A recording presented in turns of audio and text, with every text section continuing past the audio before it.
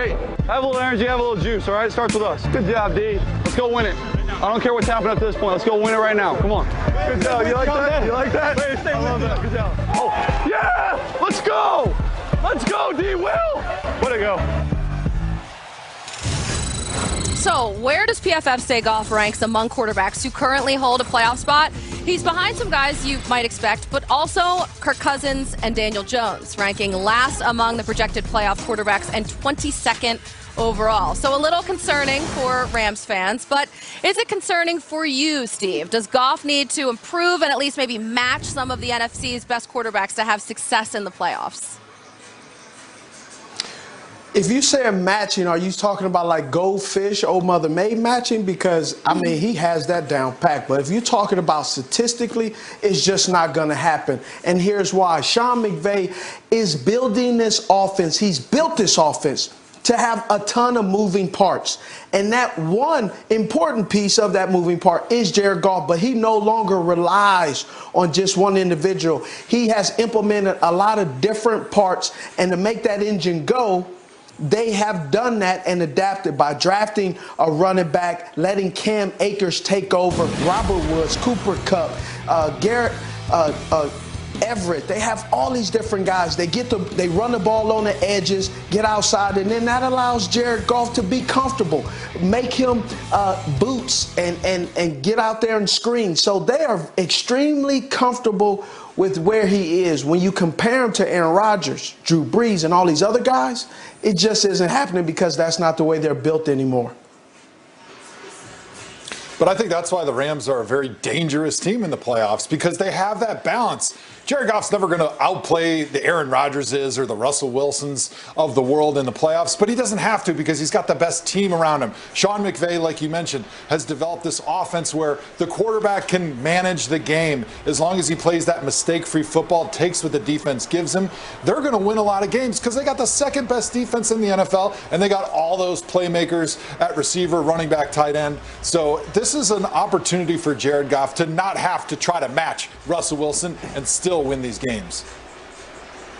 Yeah, but you said something, Joe. You said mistake-free football is what they need from Jared Goff, and he hadn't given them that. You know, in 4 games prior to last week's win versus the Cardinals, he had 10 turnovers, 10, 6 interceptions, 4 fumbles, and just 4 touchdowns. So that, and for once in his 4 years with them, Jared Goff, Coach McVay called him out. He played better last week with no turnovers, but that's what they need from him. He cannot turn the ball over. And he went 2-2 in those 4 games. Great defenses against San Francisco, great defense in Miami. Those teams beat him. Jared Goff has to play better when he plays those top defenses that can stop the run and put pressure on Jared Goff. Make him win the game. They lose those games.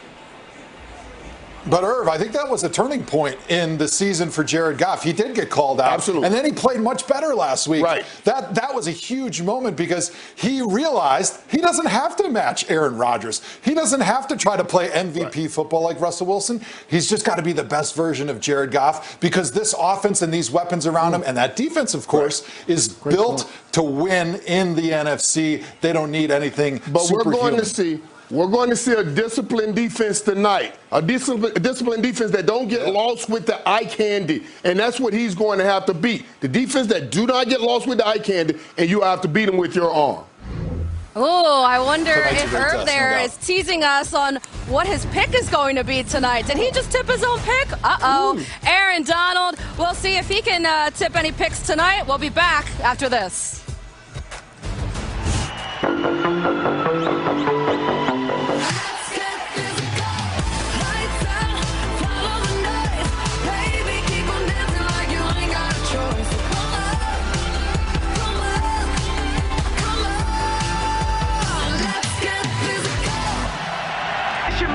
And this is Thursday Night Football on the NFL Network. Look, it's going up on Thursday night, you know we go high. First official TNF game debut at SoFi. The matchup looks familiar and I know why. The Patriots and Rams faced off in Super Bowl 53, no lie. Superman can, that boy electric with his hands. First Aaron Donald, his tackles leave you frozen where you stand. Who you got? I mean, you never count the Pats out of the plan, but NFC's West first place is in the Rams' hands. Let's get to it. Welcome to NFL Game Day Kickoff, presented by Amazon. The Patriots and Cam Newton scrapping their way back to 6-6, holding out hope for a wild card spot at the end of this month, but they got to do what they did 2 years ago in the Super Bowl and beat this Rams team first. Of course, that was Brady. Now it's Cam, and that is Jared Goff and his crew trying to hold on to that top spot in the NFL's toughest division, all making for an amazing Week 14 kickoff. Hello, friends. We closed out Week 13 together, and here we are back again just 2 days later to get Week 14 rolling. My name's Colleen Wolfe, live from SoFi Stadium. Steve Smith Sr., Michael Irvin, and Joe Thomas are ready to rock with you coming up in just a bit. But let's begin with the standings in the NFC West. The Rams and Seahawks both 8-4, but the Rams win over the Seahawks here at SoFi Week 10 gives them the tiebreaker. And if you think the NFC West is competitive, take a look at the AFC playoff picture here. The Chiefs already clinched, so 9 teams are fighting for 6 spots. New England currently that 10th seed at 6-6. They need to get it going tonight to avoid missing the postseason for the first time since 2008. And in case you forgot, the last time the Rams played the Pats, well, a Super Bowl happened. And Robert Woods, well, there he is on the field. Of course, that night in Atlanta, the Patriots collected their 6th Lombardi trophy in Atlanta at the Super Bowl. Good evening from Atlanta, Super Bowl 53. How bad you want it? How bad you want it? How bad you want it? Come on! Let's go eat! Brady's ball in the air. It's picked off on his first throw. You gotta go quick! And this is why the Rams can really wreck the game. Amigo! Goff steps up. He's going for the big ball to the end zone. Oh, and it's knocked out of his hands. I make another mistake all night, boys. Gronk, I need you. Lobs a throw for Gronkowski, left side, makes the catch. Gives to Michelle. Touchdown, Patriots. You know they're taking shots down the field now. Off his back foot, he throws the ball. Gilmore's there, intercepted at the 4. And the kick is good. And the Patriots have won their 6th Super Bowl title. 20 Rams and 18 Patriots remain from that Super Bowl team. Steve Wyche, he remembers it well, and he has more on tonight's rematch. Isn't that right, Steve? That's right, Colleen. And as much as these teams try to say, oh, these are distant times, it happened a long time ago, not all is forgotten, as both teams have watched a lot of tape of that Super Bowl game just to pick up to see if there's any tendencies or nuances or basic principles that are still in play. But in terms of the way things change, we know there's personnel. The Rams, no Todd Gurley and Ndamukong Suh. And of course, Tom Brady is gone for the Patriots. But Patriots head coach Bill Belichick said today that one thing you really notice is the Rams aren't an 11 personnel team anymore, a 1 running back, 1 tight end team. They do a lot of 12 personnel. And of course, the Patriots are a power running game. But Aaron Donald, the Rams defensive tackle, when I talk about things aren't always forgotten, said, yes, playing the Patriots, this does want you to have a little payback. Colleen? Oh, I love that, Steve. I'm sure the Rams would love to exercise some of those Super Bowl demons tonight here at SoFi. That Super Bowl, a night Jared Goff would like to forget. He and the Rams offense completely shut down by Bill Belichick. And ever since, they haven't quite reached that same level they were operating at before that game. Their offensive numbers down across the board. Let's bring in Steve, Joe, and Irv here. We watched Belichick hold an offense averaging 33 points a game that season at just 3 points. Still the fewest in that span in the McVay era. So, Joe, how did Belichick do it? Yeah, Belichick had a great game plan on defense in that Super Bowl 53, limiting Sean McVay and that great offense. So let's take a look at exactly what made that game plan so effective. You know, Sean McVay loves condensed offensive formations where the receivers are really close to the offensive linemen, as you can see here, right? The Patriots played a 6-1 type look with the idea of setting the edges with their outside linebacker types. It kind of forces the ball back inside to their big defensive tackles who play more than one gap, and they kind of wad everything up and give the Rams nowhere to run. Fast forward to this season, Patriots disciple Brian Flores is going to show you how to disrupt Jared Goff in the passing game. Walk guys up, force quick throws with blitzes, and Jared Goff tends to be a little bit inaccurate. Wow. Now, Belichick and the Patriots offshoots they've all done a really good job against Sean McVay, which is interesting because Sean McVay is usually pretty good against just about everybody else in the NFL. So I'm really interested to see where this chess match goes. You said they play a lot more 12 personnel than they did in the Super Bowl when they were playing a lot more 11. But I think the key tonight for the Rams and for the Patriots, it's all going to be about first down. The Rams need to stay on track. They need to get positive yards on first down. And the Patriots game plan, it's going to be blitz. It's going to be force Jared Goff to throw on first down, force those incompletions with pressure in his face, and that's their best chance to win. Well, lucky for us, we get to see it again tonight. Belichick and McVay, they get another shot at each other. Nowhere near the same prize at the end, but still satisfying nonetheless. So, Steve, what should Belichick's game plan be for McVay this time around? Well, I don't know if Joe was looking at my research, but goodness gracious, that's exactly what I was thinking as well. Yes! So great minds think alike, right?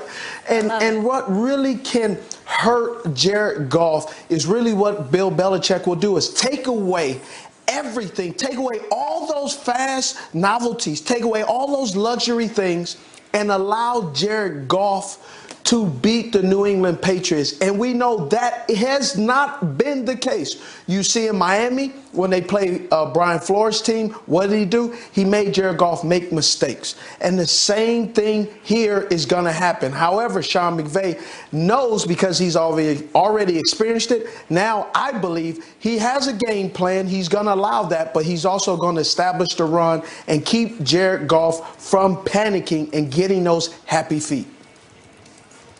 And it goes back to our earlier conversation. You know, Joe, you did a great job of showing all of those defensive linemen stacked right there. That is to say, we are not allowing you to beat us running this football. We're going to tell our corners to drive on this football every time Jared Goff throws the football. We're going to keep everything in front of us. And we're not going to give him the big play to see if he can matriculate this ball down the field. And then what else they do, they come in and say, that was our first half game plan. We're going to throw a whole new game plan at you in the second half, so when you go in the locker room and work on the first half, you wasted that locker room time. That's what they did to them in the Super Bowl. That's what they'll be looking to do tonight. Goff had 6 picks in his last 5 games, so yeah, pressuring Goff into making some mistakes seems like the right route to take here. The Patriots defense, too, has been coming together over these past 5 weeks. After a slow start, this team's 4-1 over their last 5. Defense, like I just said, playing better. The offense is scoring close to 10 more points per game compared to the first half of the season. Irv, a big reason why, that running game. You better believe it, and this is the man that makes that running game go right here. He leads right now all NFL running backs with a Pro Football Focus grade of 90.3. I don't think I've ever said that on TV before, but I put it out because it's right there on the screen right now. 5.1 yards per carry. Get this, he leads the Patriots in scrimmage yards also, and that's so funny because he only caught 4 passes and 5 targets. Joe, that tells you how important he is because nobody as a wide receiver is really doing that much for that football team. Yeah, a guy on the other side of the ball doing some good stuff is New England Patriots rookie Michaek Irvin. And his best attribute is his versatility. He's playing left guard here, showing a little bit of nastiness, opening up the big hole in the run game. The coaches love a player that can play on both sides. Here, Michael's flipping over to the right guard, showing great technique with the inside cutoff versus the Chiefs. But the most impressive part from this guy, that versatility, being able to jump out to tackle and lock down J.J. Watt, showing great footwork there, giving Cam Newton the time and the space to deliver the football down the field. Every team in the NFL would love to clone a guy like this to be able to have him on their offensive line. I can tell you this, Lawrence Guy is wreaking havoc. And you can say, Steve, well, how is he wreaking havoc? The Patriots only second lowest pressure, only giving up pressures ranked in the last and the end. Yes, but wreaking havoc does not mean getting pressure completely in the backfield. It's just getting in the way. It's like when you're at a barbecue and it's a fly. The fly can't kill you or sting you, but it just gets in the way and keeps you on your mind. And Jared Goff is 46% win pressure, so that's not good. Well, you know what? Let's get some special teams love in here. Patriots special teams captain Matthew Slater, 8-time Pro Bowler and son of Rams Hall of Fame tackle Jackie Slater. Jackie played 20 NFL seasons, all of them with the Rams. So Matthew was raised right here in the LA area, attended UCLA, and just like Dad, he played his entire career with one team.